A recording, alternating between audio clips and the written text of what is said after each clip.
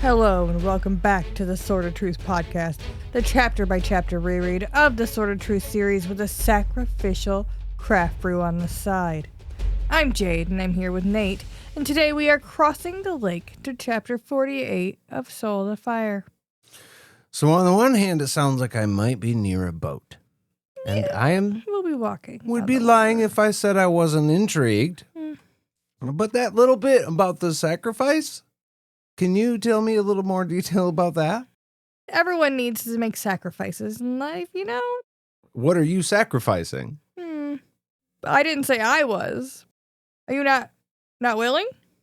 No. Maybe that's today's moment of truth for you. Yeah. Yeah. I'd like to not be sacrificed, please. Well, some people are into that, you know? On last week's episode, Ruben Ribnick... I don't think they are.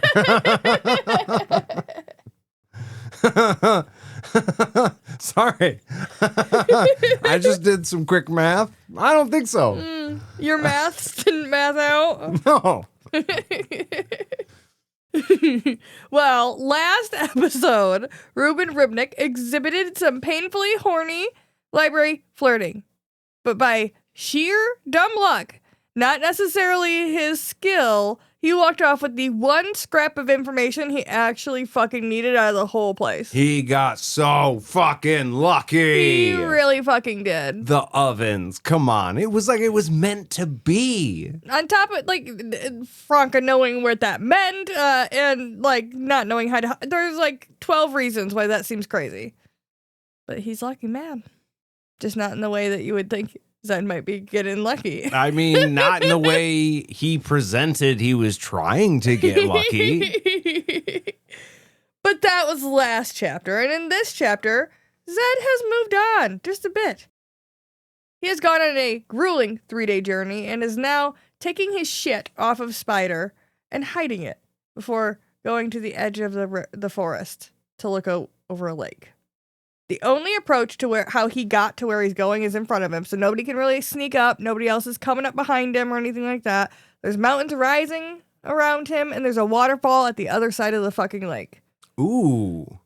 I mean, it sounds quite nice. Yeah, sounds like the beginning of, like... private access beach? Fuck yeah. The picture on the front of one of the books. Actually, probably this book. That's probably what I'm thinking of. It's the ink bottle in this book. No. It used to be... Nah. It used to be a picture of two people staring at a waterfall. Like Keith Parkinson, I'm pretty sure. I think we looked at that on the front cover. Yeah. I think we did see that artwork, Yeah, actually. It's just been a long time, it feels like. But yeah, he's standing there. This is the waterfall that we've talked about. The purified poison waters of the Damar River.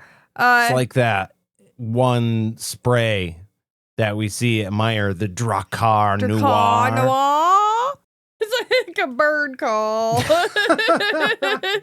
Drama? So yeah, the ovens are behind this waterfall on the other side of the lake, and Zedd believes that this is where the Chimes were entombed 3,000 years ago. What led Zedd to believe that this was the spot? Because Franca said it's a weird spot, and it was in Joseph Anders' fucking journey book. So it was just the only thing we have so far. So I think that's where we're going. Zedd believes that now the Chimes are free, and they're fucking over there just waiting for a soul. They're like sitting there at dinner. They've ordered a long time ago. They're getting hungry. You know what I mean? No. I wait like 10 minutes tops before I say something. That's not true. I've been out with you. I don't think I would No, I'm extremely fucking polite. This is a totally different case. Zedd tries to summon his magic, even though we all know he knows nothing comes, right? Sorry, I'll do it for you. I appreciate that. All he feels right now is old, tired, and fucking alone. He never imagined that this is how he was gonna die. So he's just taking a moment, looking out over the water, and getting right with the fact that his time here is just about over. So this is some serious ass shit. In this moment right here is actually the crux of why he lied to Richard at the beginning of this book. The whole reason that Richard can't know the real thing behind the chimes is because Richard would never have allowed Zedd to do what he's going to do right now, what must be done in his eyes. Of course, we don't know what that is. No. But it's a big bad, and that's why I was referencing the bottle on the front of the other version. I mean, it's the same book. It's just a different cover. It's because that was the bullshit bottle. That's the bullshit bottle. Look at that. Yep. And it would have, we know, it would have done nothing. Zedd would still be here, ready to sacrifice himself, and Richard would be there just smashing a bottle, but he would be safe. According to Zedd. Again, I don't know if that's actually true or if that's what Zedd thinks. Why would Zedd want Richard away from him because of this exact moment when Zedd didn't know that this was going to be the exact moment until he ran into the folks he did and ended up here in the ovens? What we're supposed to allude from this is that Zedd knew he was going to come here to make a sacrifice of some kind. And he didn't know where that was going to be or how it was going to be, but he believes that that's what the chimes need to shut the fuck up and go away. He believes a sacrifice is necessary. Yeah, a soul needs to be fed. Interesting. Yes. But, like, what about all the other people that the chimes killed already? That didn't stop them. They're still out there killing people. I think we'll get into it in a second, but I think that they're maybe a little bit picky. Only certain souls are going to satisfy them. The other ones are just like appetizers. Okay. Zedd can't worry about all the details right now, though. He can't worry about Richard. He can't be worried about how he's going to feel about anything, because he has to focus, or he might fuck it up, and then none of this is going to matter to anybody, and Zedd's still going to, like, Richard's still going to be in danger if Zedd fucks this up now. Yeah, it's like some of the practical information we got from the first book. Like, be careful while you're traveling, because you could just fall and break your ankle and fucking die in the woods for, like, no reason. Literally no reason. Yeah. Especially in this case, because Zedd is now just an old man doing whatever he's about to do. So yeah, no magic assistance here. He very well could just hit his head and just full on die. The lake reacts with unseen movement and the chimes of death below him. Zedd knows that he needs to cross the lake no matter what the fuck he feels underneath it. It's a weird thing because it's like unseen movement, but he knows that there's shit going on underneath there. Is it a feeling or is it actually sight? Like unseen, but you could look at the water and see that shit's moving around under the water without seeing it because it moves on top of the water. But if it's sight unseen, then it's got to be like a magic sense he's using to not see what he's seeing. I'm very confused by this whole thing. Yeah, that whole statement. But I know that came from the book because I wouldn't have written that it stirs with unseen movement because that doesn't make a lot of sense. So that must have came straight out of the book. And that's wild. Stirring implies that movement you could see. Yeah. Yeah. Yeah. Mm-hmm. Weird. I think we got him. I think we did. We got him. We got him. So Zedd, at this point, turns and calls out to Centrosi, offering his soul. He's like, come get me. I'm right here. The flames roar out of the oven. This is why it was called the oven, Nate, because the flames are in there. The hot ones are in the oven. But there's other stuff in there, too. We know, like, we don't know this yet, but the other two are here as well. So does that make it a convection oven? Uses the heat and the cool to circulate it all around. Yeah, something like that. Maybe. I think the lake has something to do with it, too, because the flames roar out of the oven. The waterfall turns to steam as a chime rings out. Then he calls out to Rachani and Vasi as well, begging passage so that he can surrender himself in the ovens. So Richani and Vasi help because the water swirls and the air gets all thick and bullshitty and sound-fulled. Amazing. And the chimes seem to gesture him onward toward the cave. So I think that the idea is that Centrosi is in the oven. That's why it's hot in the oven. And Vasi and Richani like guard the oven. That's why you're saying that's called the ovens. The heat's obviously there. Yeah. But there's also air and water very nearby. I mean, it's a fucking lake and then just air is Waterfall, everywhere. yeah. So that's easy. But it's a spot where all three of those elements can be near to each other in a somewhat normal, natural setting. Yeah, they're all feeding each other in this special little spot here. It only takes three things to make an engine go. We use gas instead of water, but it's like... I was going to say combustion and fuel. Yeah, combustion. And, You get it. You get it. Something, I don't know. This is like that, except But it's magic. I was just waiting for you to make sure you told me so that I was right. This might be the key to making cars run on water. Patrons, let's get on this. Figure it out. They already made a car that runs on water, man. Oh, no. It runs on water, man. I run on water, but I sure as shit ain't going to be running across town to go to work every day. Fuck that. Yeah. So Zedd steps into the water, but to his surprise, it's not into the water. Actually, Nate, he's able to walk across the water like Jesus. Kinda. I mean, I don't know anybody else who walks across the water.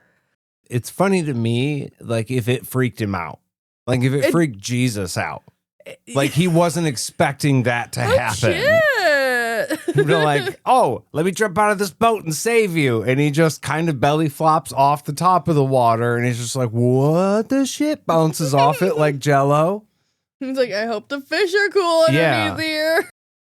I mean, it's a good thing nobody's looking, because Zedd would be hailed as a god at this point, for sure. 100%. Like, other than flying, what else do Yeah. you need? If you can walk on water, you're fine. Yeah, it's like oobleck. Have you ever seen people make those big vats of Yeah. oobleck? That's crazy. I actually, on Shake It Up, I told my dad about that, and he did not remember me and Nick making that when we were kids. So I honestly thought about just making him some and be like, this is that weird thing I was telling you about the other day. You should. That would be the best thing. That should be the next episode of Shake It Up, for sure. But yeah, he says the water still moved, but it was hard like ice, and he could feel the underworld in the air. So he's basically walking on oobleck. And it feels dangerous. Yeah. And I mean, he's kind of lucky because he doesn't have his magic. And I think that would probably be the trippiest thing, is being like, I'm doing like a magic thing, but there's no magic in me right now. That's weird. And also, he's super lucky because this old man ain't no way he was going to swim across a fucking lake and make it over there and then climb into a cave. No. I mean, we stayed at a pretty small lake a couple of times this summer. Granted, I think it's like a 9-acre lake, something like that. But I could probably swim across it. But I would be tired after doing that. You mean to where the other little kitty was, just on the other side? Yeah. You don't mean like across the long way. No, across the long way, that would be... That's crazy. That would be fucking tough. Yeah. But if I could just run across it, like I could run across it. Yeah. If it was a lake of oobleck, I could totally run across You'd it. have to keep going quick, otherwise you would sink. Yeah, and then you would be stuck and you would die. But it would be fun for a second. I would be tired afterwards. Either so way. Zedd, without magic, without the stuff that's like helping him get along, like we talked about, pumps a little positive energy and air in between them joints to make sure nothing's achy and painy. None of that's active right now. And being much older than you and much less fit. Right. All of that.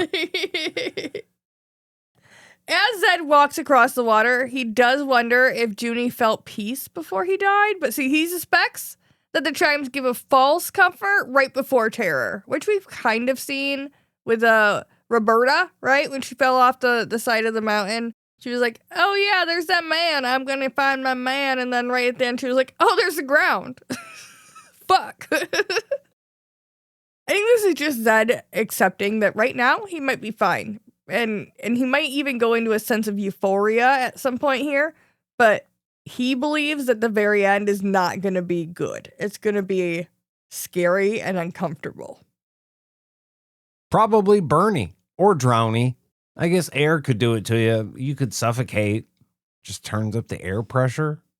I feel like if the air gets humid enough, you could drown on the air. I feel like I felt something similar to this in Michigan before. Oh, that's just like Florida in the summertime. I just that's mean, how like, humid yeah. it is. It's like literally, I You think I could might drown die. in the air. Yeah. I don't think it's good for humans. I think we should celebrate that right now we don't have to deal with that. And we can breathe air that has the proper distribution of air and water. And we should do that by going to a beer break. So we'll be back right after that. Hey Nate, what are we drinking? Today we are drinking vanilla Java porter hazelnut, which is a variation of Atwater Brewery's vanilla Java porter featuring the addition of hazelnut to a coffee, vanilla, and English-style porter base. Brewed in Detroit, it offers a smooth, complex Deep profile, notes of coffee, hazelnut, vanilla, like I said, plus chocolate caramel, making it a popular choice, especially in the Michigan area. I can attest to this. I like this beer. It's a hazelnut. Normally, I shy away from them hazelnuts a little bit. You don't like hazelnut. No, I don't know what it is about We it. get the coffee creamer, and we get the French vanilla, we get the Italian sweet cream, but then we don't fuck around with hazelnut. I do, for the record. you My fuck mom with it always hard. used it, so it's like that's my go-to coffee creamer flavor. There's something about it that I just am. I'm not about it. But this, whatever it is about the coffee creamer that I can't do, is not here in this. So this tastes much better to you. Yeah. I don't know. Maybe that's more bitter or something, but I don't know. I definitely like this. I'm going to give it 8 hazelnuts. I think I probably will too. I think, well, it hit me a little weird at first, but that's because I am super used to the coffee creamer that I was just talking about. And it does taste different than that. However, it's extremely smooth. It adds a bit of a nut and like a roasty flavor to it, which I really fucking dig. And I think it's worthwhile to take another beer that we like very, very much and make variations of it. Some of our favorite beers are just a weird twist on an old classic. So I think it's good when beer companies have fun with the stuff that they know works. Yeah. They're like, what if we did this, but that? And usually they end up good. You know you like this. You might like this like that. That's hey, right. hey. So I think I'll also give it an 8. Hell yeah. All right. We will see you right over there. So Zedd's crossing the lake, walking on top of it. All this shit's going on around him. Chimes in the fucking air. cool. Yeah, it's really badass. Unseen hands part the waterfall, opening his way. Even though a second ago it was steam, it did come back. Spider, on the other side of the lake, still hanging out over there, huffs and whips her fucking tail because she's not happy about it, kind of like my cat when I try to leave the house. It's like, motherfucker, what are you doing? And Zedd's like, yay, you know what? If I die, you're free to go live your life. And she is not happy about it. She starts squealing and bellowing as he's like, bye, have a great day. And she's like, my best friend, what the fuck are you doing? It's like reverse never-ending story. Except this time, the horse is fine. Our tax? Yeah. Oh, fuck. Yeah. Uh-huh. This is the only thing I was thinking of. I thought it was going to be reverse Airbud because we just watched that the other day. We just watched the saddest clip in the whole world. I had it wrong. I said that was like Old Yeller That's what I thought or something. it was. I thought it was an homage Turns to out Old Yeller. I have that scene scarred deep within my soul because the second I heard that, go on, I don't watch you anymore. Get It's out just here. instant tears. And then I kind of wondered to myself, I wonder if the horse is actually saying, yeah, you know what? That guy was an asshole. Good riddance. No, I don't think that's true. I don't think that's true either. I don't think he wanted Zedd to go. We'll see here in a little bit. It's not true, Nate. Yeah, well, if you know one thing about horses, they don't want to be alone. They don't want to be alone. That's not the one thing I know about horses. Of course, and if I may interject for just another second, I made a comment. I'm not sure if it was on Patreon or on a regular episode about not knowing if horses could lay down. Turns out they totally can and do. It's just really fucking hard for them to get back up. I did watch like a video. Probably if they get stuck that way for sure. Of some lady that had a video of her horse, and she was like, I keep getting calls because people think you're dad. And you're not. Hey, and your dad. Pick your head up. You're fine, huh? And then the horse like picks its head up. And she's like, see, everyone keeps calling people on me. Well, that's not going to happen to Spider because Zedd is going to go in the cave and he's going to come back and everything is going to be just fine. He just went to go get some bread, right? That's all. Zedd just went into the cave for a pack of smokes. He'll be back. He'll be right back any minute. He steps in, no hesitation, into the cave. He already waved goodbye to Spider. That was the end. His plan is, he hopes that the Chimes are too alien to really understand the nuances in human beings. Because they're kind of dumb to how this world works and things about it. Yeah, he's just assuming that the Chimes can't tell any of us apart, and we all look the same.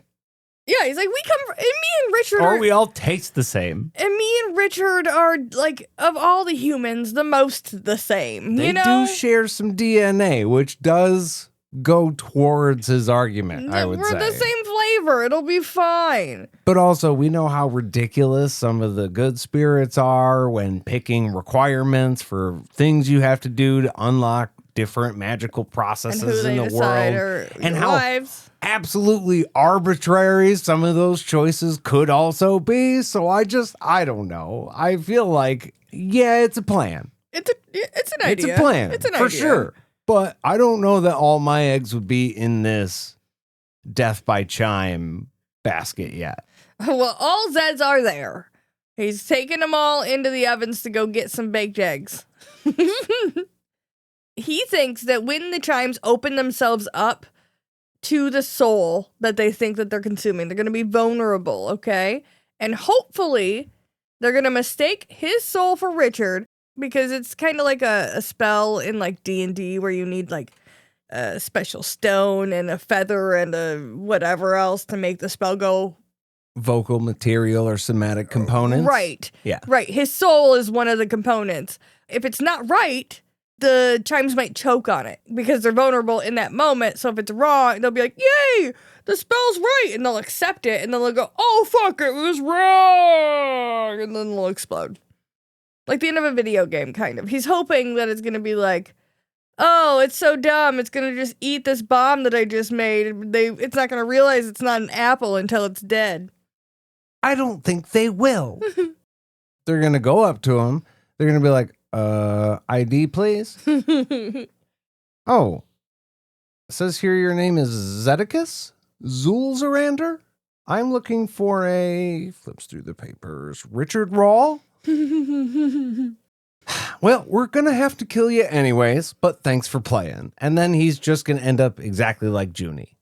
Well, he thinks at the very least, listen, even if he's not going to explode them by this awesome plan of his, at the very least, it's probably going to hurt them, right? Swallowing something they don't need is going to hurt them. Problem is, Zedd, I don't think that's true.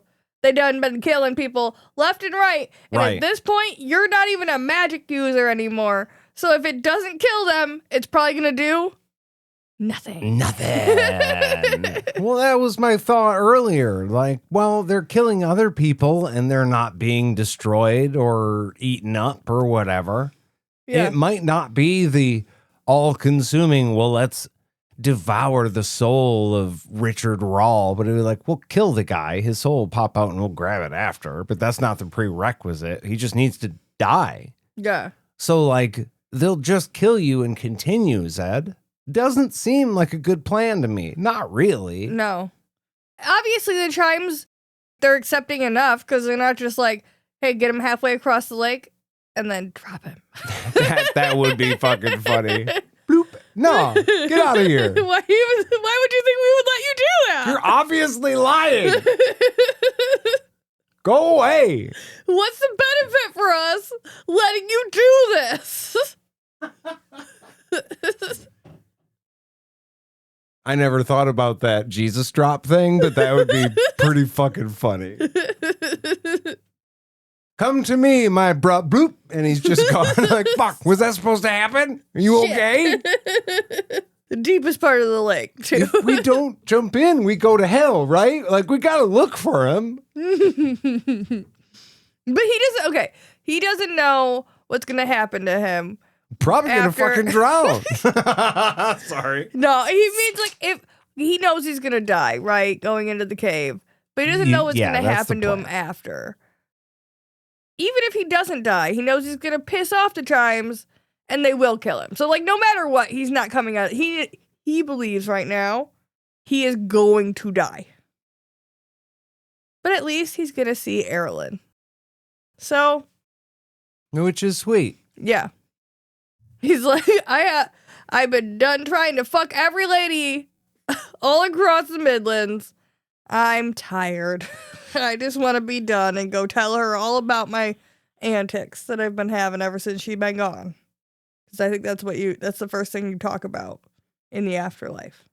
Like if I die and then you like go traipse around, let's have a coffee. What you been doing? Wow, that one too? Oh. It's going to be funny. Made some weird choices after I died. Maybe we'll do a Patreon episode about that. I don't know if I'm ready for that. It's crazy hot in the cave with Centrosi. Flames are rolling up the walls. It is getting hot in here. He has to take off all his... He doesn't. I'm just kidding. That was just a song. So take off all your robes. Yeah. You don't even have to change it that much. No, you don't. Centrosi, the queen of fire, apparently is a being in here, and she turns and rushes toward him as he tries one last time to call his magic. Fireball! Just kidding, that would be the worst option of all the options. Right? You would suck all the air out of the air. But then Vasi would probably suck you up because she's an air monster. The defense against the fire raging would be to steal all of the oxygen. Take all the oxygen out of the room. But then when thus you have extinguishing the fire. Right, but then when you have a big ball of oxygen, Vasi is in the oxygen and she's gonna fucking take you down. Yeah. Yeah, you're gonna go one way or the other. I remember one time some years ago, I was in the basement of a friend drinking. Wow. It was a basement bedroom, right? So we were hanging out in there, and this is one of those well, there were no windows other than like the one door to the room. There's no windows out. So when we got drunk and he decided he was gonna light one of the aerosol can things and go psh, and then like right, it couldn't, like, it sucked most of the oxygen out of the room, and instantly it was very difficult for us to breathe.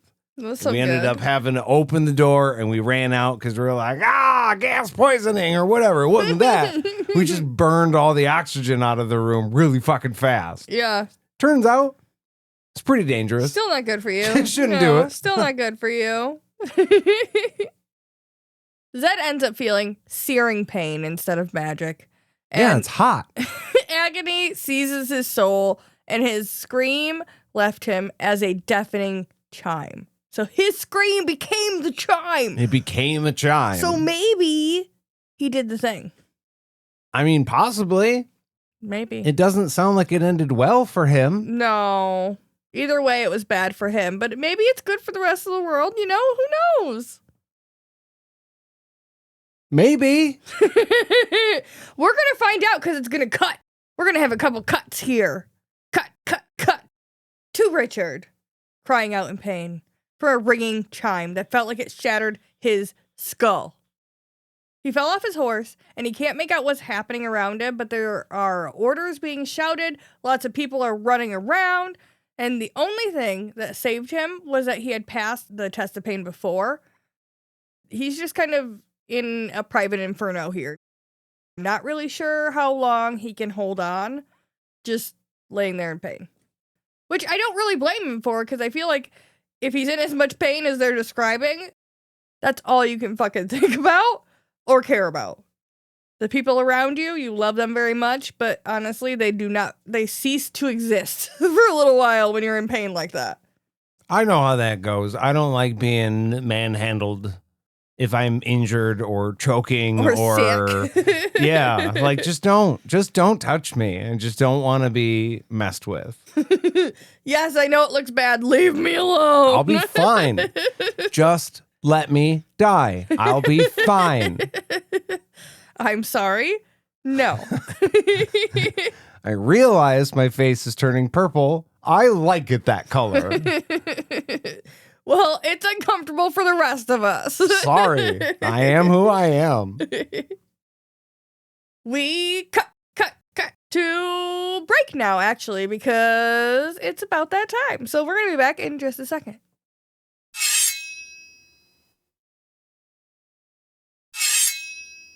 And cut. That go as smooth as you thought it was gonna? No. I was going to do a super cool, like, fade in thing, and it did not come out that way at all. It's pretty interesting from where I'm sitting, for sure. Well, the air still trembles with the sound of the dirt, so it's impressive to everybody, okay? Everybody's super impressed with what's happening right now. Beata is running. She's not laughing as much as I am. She's sobbing and screaming for it to stop as she climbs the bell platform. Turner had been out front scouting. Emmeline and Bryce stood frozen. They are standing behind the bell, and Beata is like, who the fuck rang the bell? Somebody had to have, because it just fucking went off, but both people are standing back there denying it. Like, we're sitting over here. We didn't touch that shit. The whole point of all of this was that Turner was out front, and then the chimes were rang. Yes. So Turner is no longer out front. Yeah. Well, his out front is he done been turned into a meat pile. Inside outs. His Ugh. insides are outsides now. Yeah, it's real bad. And Estelle and Marie, they run out to go find the pile that was Turner and start screaming and puking. So, yes, Turner is no longer around. Beata can hear screams in the distance, and she can just make out a couple of people running around like their worlds are also going crazy in both directions. The army always sends out a patrol at the same time to scout from every bell. So it wasn't just hers. All the Dirtches had rung on their own, and there were piles of gore in front of each of them. And then we end up going, cut, and go away from that sad scene. So that's good. At least it was short. As the army and the Bakatamana form a circle around them, Kaylin clutches at Richard, desperate to find a wound. He's burning with a fever, just like when he had a plague. Kaylin has a sudden worry that Kara might actually end up being pissed off that he's hurt because she made a fucking promise to Kara. I just put it in here because it was interesting that in the middle of all of this, Kaylin is worried about Kara. Of all things, she's like, shit. Our bodyguard's gonna be pissed that I let something happen to him. That'd be like the first time in the whole series Kaylin would stop to consider Kara over Richard. Yeah. Count it. 1. And she was like, she's right. We should have let her stay. Oh, this was dumb. This is why. She always does that. Kara couldn't do anything right now anyways. No. So, I mean, breath of life, that's the thing for sure. But outside of that, meh. No, but But I think that's it. Kaylin had to get to the realization that it wasn't an outside force that attacked Richard before she could accept that Kara couldn't have protected him either. Because at that point, then, no, Kara can't be pissed. It's not my fault, not your fault, not nobody's fault. Dew shows up, though. She kneels at his side and she brushes Kaylin's hands away. It's a very back and forth thing between the two of them because Kaylin is very possessive and Dew's like, actually, no, you can't be because he's actually my husband too. There's no physical injury. It's a wound of the spirit is what Dew says. It's interesting that Dew's magic still works and it must just be because it's subtractive magic, I guess. She enters a trance and she feels her magic return for just a heart, or maybe this is why. I should have just read one more note. She feels her magic return for just a heartbeat and then collapses. It was enough, though, for her to touch Richard's soul and prevent the Keeper from stealing it away. She explains to Kaylin that she didn't have her power back fully. It was there for just a minute when he fell from the horse until, just right now. It's fading. Yeah, it was almost as if when the chimes were rung, Richard was affected at the exact same time. And in that moment, Duchailu could feel her gift again. Yeah. So then she could, do the locate on the not Darken Rawl. What the fuck am I talking about? Lord Rawl, right? She could do that because the devotion worked. Yeah. Which means somewhere in a fucking army camp far, far away, hopefully far, far away. And if she had converted any of the sisters at this point, they would have updated to the new terms and they would have been protected officially from Jagang twice over. Yes. She would have been very unlucky if that would have been the exact moment that one of the sisters was like, okay, I'll try to use my additive magic because I did the bond thing like you said. Boom! Blows up the fucking tent. Yeah. Causes a fucking problem. She's like, oh shit. Oh, you can use your magic. Oh, okay. I'm just gonna sit over here and eat my soup. Richard stirs awake to Dew dabbing his head and calling him husband, and immediately he denies it, which she takes as proof that he's fucking fine. No Fuck worries. off, I'm fine. Don't bother me. Don't touch me. I'm good. I want to be hurt like this. Fine. Both women insist that he just needs to take a rest, just chill the fuck out. And Richard explains that the pain was like a deafening bell tearing at his soul. And it's interesting that nobody, I guess we get only just a brief minute, so maybe they discuss it on the walk afterwards, but nobody has a discussion about chimes, bell, soul tearing, ringing.